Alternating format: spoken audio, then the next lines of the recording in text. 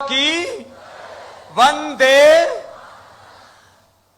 पहले थोड़ा वक्त कम मिला था तो मैंने आपको थोड़ा भस्त्रिका, कपालभाति और अनुलोम विलोम ये तो मैं रोज सिखाता हूं।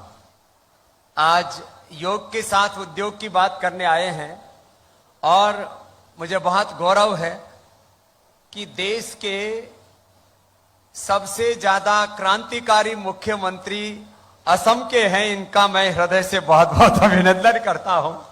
हमारे आदरणीय मुख्यमंत्री जी जो संस्कृति मूलक समृद्धि के, किसानों से लेकर के, जवानों से लेकर के, हेल्थ एजुकेशन से लेकर के, एग्रीकल्चर से लेकर के, इंडस्ट्री से लेकर के हर क्षेत्र में जिन्होंने एक नवकीर्तिमान स्थापित किए हैं और असम में समृद्धि के नए आयाम गढ़े जा सकते हैं, इसके एक राष्ट्रीय पर्याय बन गए हैं।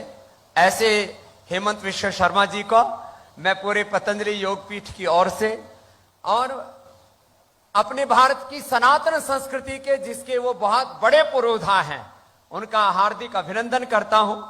और आप सब जो इतनी धूप में, इतनी गर्मी में, पहले बरसात हो रही थी, आज गर्मी जरूर है, और गर्मी में जो पसीना निकलता है ये हेल्थ के लिए बड़ा अच्छा है, इससे पूरी बॉडी डिटॉक्स हो जाती है।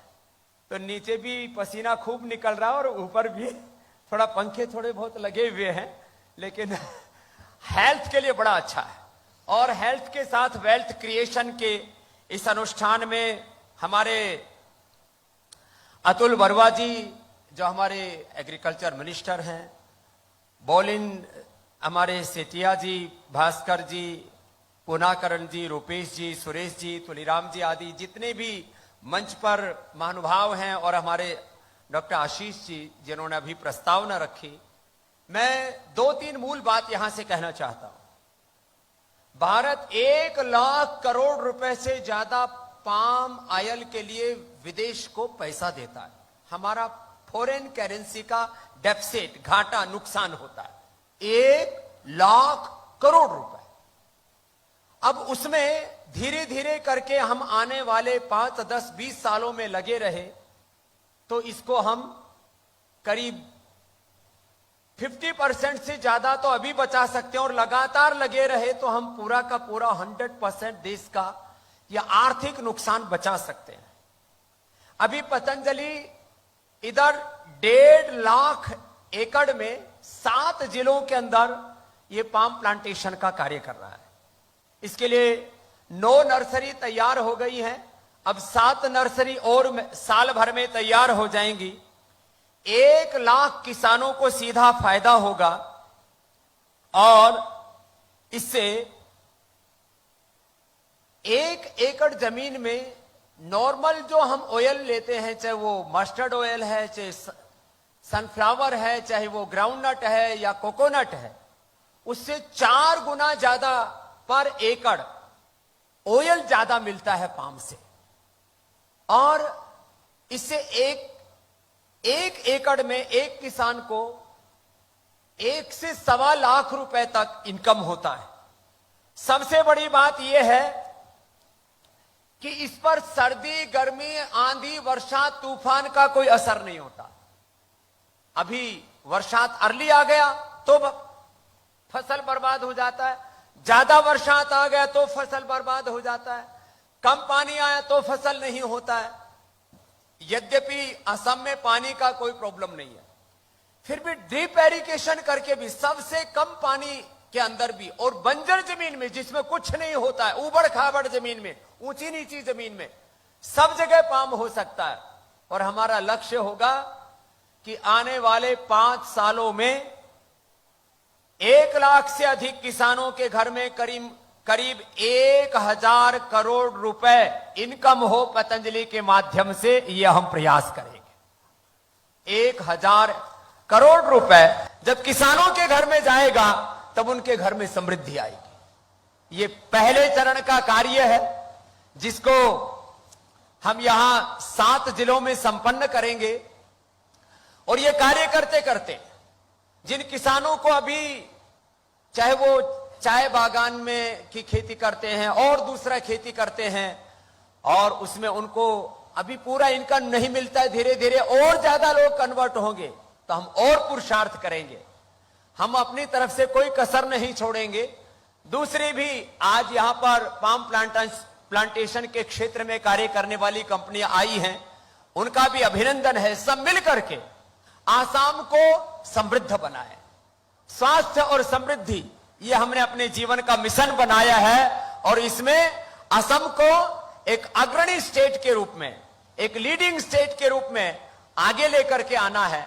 क्योंकि मैं देखता हूं, मैंने अभी तक कम से कम 40-50 देश के मुख्यमंत्रियों के साथ संपर्क में रहा हूं, अभी भी हूं, लेकिन मैं देखता हूं सुबह से शाम तक, रात को 12 बजे तक और सुबह 6-7 बजे से शुरू करके रात को 12 बजे तक रोज हमारा जो मुख्यमंत्री जी हैं हेमंत विश्व शर्मा जी, वो 18 से 20 घंटे काम करते हैं। एक बार इनके लिए जोरदार अभिनंदन होना चाहिए। इतनी ऊर्जा से, इतने पुरुषार्थ से, इतने पराक्रम से, और कभी थकते नहीं।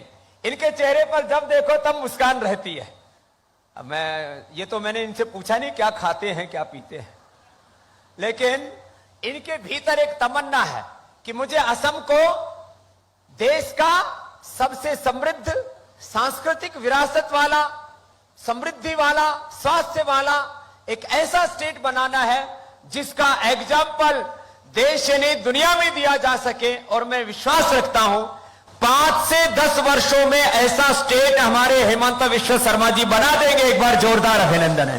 सब दिशाओं से लगे हुए, not only agriculture, health, industry, हर दिशा में। अभी यहां नाटक हो रहा था तो सड़क पर कैसे चलना है, कैसे रोड एक्सीडेंट से हम अपने जीवन को बचा सकते हैं, हर पहलू को लेकर के माने असम के लोगों को अपना परिवार मान करके कि उनके जीवन को ज्यादा से ज्यादा अच्छा कैसे बनाया जा सकता है। जब भी मेरी बात होती है, समझिए हेल्थ में क्या कर रहे हो, एजुकेशन में क्या कर रहे हो, और एग्रीकल्चर में क्या कर सकते हो, और असम में क्या कर सकते हो। तो मेरे से आते ही पूछा, अभी तो पतंजलि का हालत अच्छा हो गया, अभी तो अपना कंपनी का पूरा लिस्टिंग हुआ था, उसके बाद ठीक हो गया। तो मैंने इनसे बोला कि अभी हमको पहले लगभग 700 करोड़ रुपए तो हमको बैंक में देना पड़ता था, इतना हमारे ऊपर डेट था। अब भगवान की कृपा से हम कर्ज मुक्त हो गए हैं, तो अब असम में ज्यादा फर्ज निभा सके। तो असम हमारा 32 साल पुराना, हेमंत जी, हम 32 इयर्स पहले असम में आए थे। बहुत कम लोगों को पता है इस बात का। हमारा सबसे पहला कर्म भूमि, सेवा भूमि असम प्रदेश रहा है जीवन का, सबसे पहला। और अब जब हमको भगवान ने सामर्थ्य दिया है, तो चाहे वो हेल्थ हो, चाहे एजुकेशन हो, चाहे एग्रीकल्चर हो, चाहे इंडस्ट्री हो, चाहे योग आयुर्वेद हो, जो भी हम कर सकते हैं, मेरा लक्ष्य होगा कि इस साल, इस दिसंबर तक या फाइनेंशियल मार्च तक, ये सब पाम प्लांटेशन तो चलेगा ही, नॉर्थ ईस्ट का सबसे बड़ा वेलनेस सेंटर भी हम गुवाहाटी में शुरू कर देंगे, जिसमें लोगों को डायबिटीज से, बीपी से और तमाम तरह के लीवर, किडनी, हार्ट प्रॉब्लम से, अलग अलग बीमारियों को जिनका मॉडर्न मेडिकल साइंस में भी कोई ट्रीटमेंट नहीं है, वो हम ट्रीटमेंट आपको दे पाएंगे। अभी मुझसे मुख्यमंत्री जी बात कर रहे थे, पूज्य आचार्य भाषण जी बहुत चिंतित रहते हैं। उसके साथ साथ एक हॉस्पिटल के साथ साथ हमारा कम से कम 1 या 2 आयुर्वेद और नेचुरोपैथी का 2 मेडिकल कॉलेज भी बनाने का लक्ष्य है, तो हम उसको भी पूरा कर पाएंगे, जिससे कि ज्यादा से ज्यादा हम लोगों की सेवा कर सके।